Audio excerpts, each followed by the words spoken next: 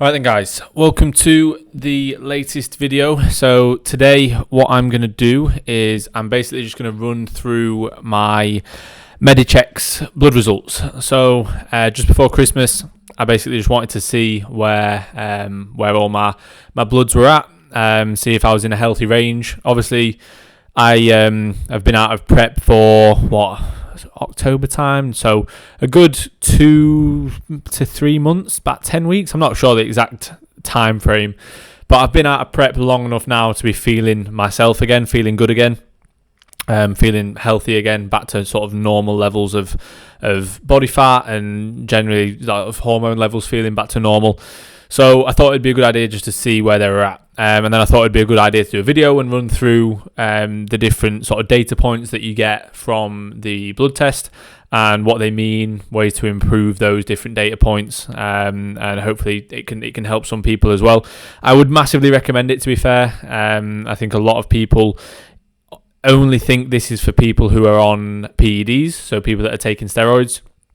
But yes, it might be a little bit more important because there's more chance that your blood levels are going to be out of range when you are taking anabolics, especially if you're not doing it in the right manner and you're not careful with what you're doing. But still, naturally, it makes sense to get this done every now and again just to see where you're at. I think I'll probably do it every 6 months or so, and basically just as an indicator for where my health is at. So what I'm going to do is I'm just going to run through them all. So basically, I got the fitness one. It was like the basic fitness test. I think it was about 80 quid. So it's not too bad price wise. And you literally just send it off, as you saw at the beginning of this video. It's dead easy. You do it yourself and send it off, and it's all sorted. I think it came back in about 5 working days. So overall, everything was good. Generally very healthy. There was one thing that was out of range, which I'll get onto towards the end, because it was one of the later points. But nothing to worry about. Everything was all in a good range, which I expected, to be honest, especially, like I say, feeling good after prep. So we'll run through them all. So the first one was liver. So all of my liver data was in range, which is great. So basically what the liver does is it breaks down and converts food into energy, and then it will also get rid of the waste products from that food, and the toxins within your body, and it also regulates some of your hormones as well. So if you have like an inflamed liver, this test will show you that. It'll show you that potentially the reason why it would be inflamed would be due to excessive food intake, so overeating, or alcohol consumption. One thing to note with the liver is that once inflammation has led to scarring, it can almost be irreversible if you get liver disease once you've almost gone that far. So that's why you might hear people who are on anabolics who have pushed it quite heavily in the past worry about their liver, because it's almost irreversible. If you do get liver disease, it can be irreversible. But yeah, basically what this blood test does is it's just measured the different levels of the enzymes within the liver, which if they are raised can indicate that it's inflamed. But all mine were, as you can see, in a healthy range, so that was all good. Then we move on to cholesterol. So again, all in range. Cholesterol is one where people they don't know the different types of cholesterol. You'll hear people go, "Oh, you shouldn't be eating all those egg yolks because it'll raise your cholesterol levels," and you'll say like, "Well, can you even explain what is cholesterol?" And they don't have a clue. So don't listen to those people. Basically what cholesterol is, it's a fatty substance which is found in the blood, plays an essential role in how the cells in the whole body work. There are different types of cholesterol, so you've got LDL and HDL. So LDL is low density lipoprotein cholesterol, which is almost classed as like bad cholesterol, and we still need some levels of it, of course, but if you have too high levels of LDL, that can be quite dangerous and lead to diseases like heart attacks, and increase your risk of heart attacks and strokes. That's because what the LDL cholesterol does is it transports cholesterol and triglycerides and other fats around the body, and if you have too much of those, it can cause fatty deposits within the artery wall, and therefore blood is going to struggle to get through those arteries, which can lead to blood clots or lead to increased blood pressure, which is again going to increase your risk of heart disease. So yeah, that's almost classed as bad cholesterol, and ways that you would want to improve that would be to cut down on saturated fats and also to increase your fruit and your veg intake. And then you've got HDL, so high density lipoprotein, which is classed as the good cholesterol. And what this one does is it removes cholesterol from the bloodstream and transports it to the liver, where it can then be broken down and basically taken away from the body, taken out of the body, removed as bile. And basically what you would want to do if this was too low, you'd want to increase your fats within your diet. So things like oily fish and healthy oils will help increase your HDL level. For me, it was relatively low. It was in the healthy range, but it was relatively low, which does make sense because fats were obviously low throughout prep. Body fat levels are still generally pretty low. And I don't have a high fat diet. I have a high carb, high protein diet. Fats are in a position where they're not so low that it's unhealthy, but they're also probably not at an optimal level, to be honest, because I push carbs so high to improve performance, and that's something to think about potentially when I next make a increase in calories. I might look to add it through some healthy fats. Then you've also got triglycerides, which are a form of cholesterol. They're a type of fat which circulate in the blood.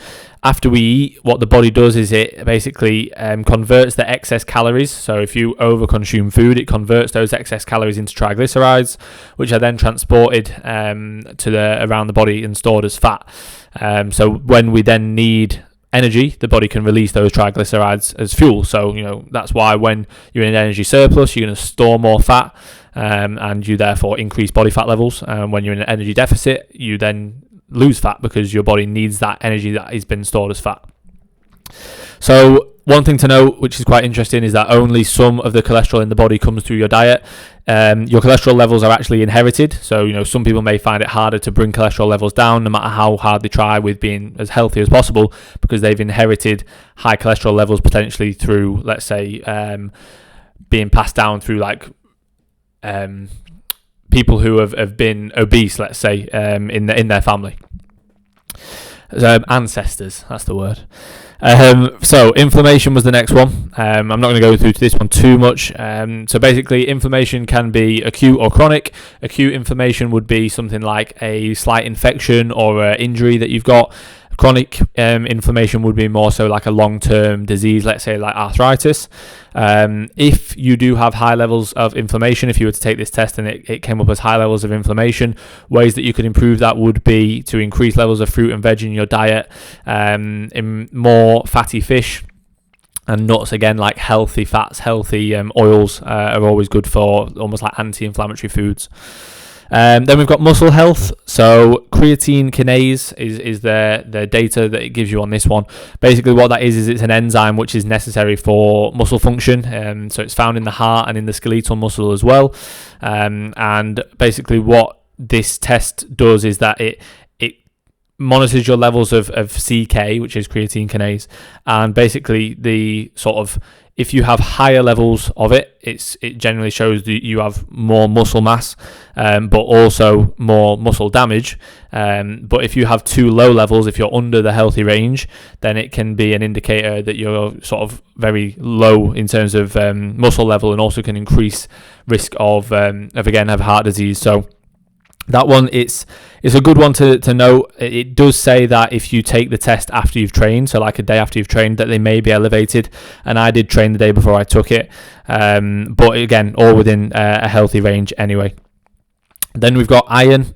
So iron is an element that we require for all, or not all body functions, but a lot of bodily processes, like creating new blood cells, carrying oxygen around the body, and strengthening our immune system as well. Most of the iron in our bodies is found in hemoglobin, which is a protein in our red blood cells. If you have basically too low levels of iron, that is being sort of classed as anemic, which I'm sure a lot of people will have heard of. If you are very low on iron, then you can obviously supplement it.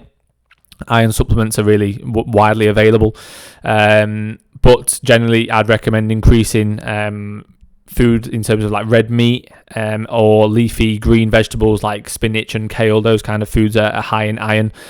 The reading that it brings up is called ferritin, and that's because a small proportion of iron is stored in a protein called ferritin.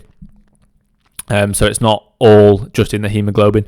But yeah, if you're, one thing that was interesting that it came up with that it says as well is that in order to improve your absorption of iron, take it with vitamin C, as that will help in terms of absorption. So you could take it with, like, let's say you could, whenever you're having an iron supplement or food high in iron, you could look at having it with food high in vitamin C, like oranges or lemons, something like that, sort of citrus fruit, or you could take it with a vitamin C supplement. Then that brings us on to vitamins. So vitamins are an essential nutrients that the body needs to function properly. You can't make them yourself, so you need to get them from what foods that you eat. You should generally aim to get all of the vitamins sort of through a balanced diet, but you may need to supplement some if you have low levels, which is, you know, a lot of people will supplement things like vitamin C, vitamin D, B12, iron, multivitamin. A lot of people will have, just to make sure they're almost like keeping on top of that, if they may potentially want to just cover all bases, if they feel like, yes, they have a balanced diet, but they just want to make sure that they're having enough of every vitamin and mineral possible. So one thing that was interesting on mine, this is the data point that was out of range, was my vitamin D was actually over the healthy range, so it was too high, which is, I'd much rather it be too high than too low. So I take vitamin D supplement every day, so 4,000 IU of vitamin D. So that's actually like 2,000 times the amount of the recommended sort of daily amount. But obviously, as we know, like a lot of these recommended daily doses are not really based on people who are trying to optimize everything that they're doing. You know, protein is supposedly 50 grams a day is your recommended amount, which is ridiculous for anyone trying to gain muscle. My vitamin D, I always take that supplement generally because of the country that I live in. So obviously in England it's always cold and it's always dark, or most of the time, especially at this time of year. So through winter, I will make sure that I'm really keeping top of the vitamin D supplementation, because I can't get that much sunlight even when I do go out on my walks. It's very dull, like today it's just grey outside. So that's why. But basically what the doctor said, so the doctor gives you a note. There's someone that does, a doctor that reads through all of your data, and they give you a note as well. So one thing he said was just to reduce my supplementation. He said if I wasn't supplementing it, then it would be something to look at and see a GP, but obviously I am. So basically what I've done now is I just take it on training days. So that means 4 days a week I have vitamin D supplementation, 3 days I don't. So that will likely bring me back down into the healthy range. But something that was interesting, because it can say that too high levels can be toxic and can be quite dangerous in terms of like toxic levels within your blood. So that's very interesting. So I've reduced that just to training days. Then the other one, the final one, is hormones. So the testosterone level, the Natty testosterone level. So basically my testosterone level was 17.4 nanomoles per litre, which is within the healthy range, as you can see. So basically it says anywhere under 8 point something is classed as having low testosterone. It also says that it can also be anything under 12. It depends on the labs where the research has been done on the participants. So basically anything under 8 or anything around 8, 12 under can be classed as low. But obviously 17.4, so mine's in a healthy range. Obviously we want to make sure that our testosterone's in a healthy range to aid in terms of, you know, training and growing muscle. But they're not just responsible for that. They're obviously responsible for a lot of other things, like just general health and affecting your mood, your energy levels, your libido. So we obviously want it to be in a healthy range. So generally, your testosterone levels will be reduced as you get older.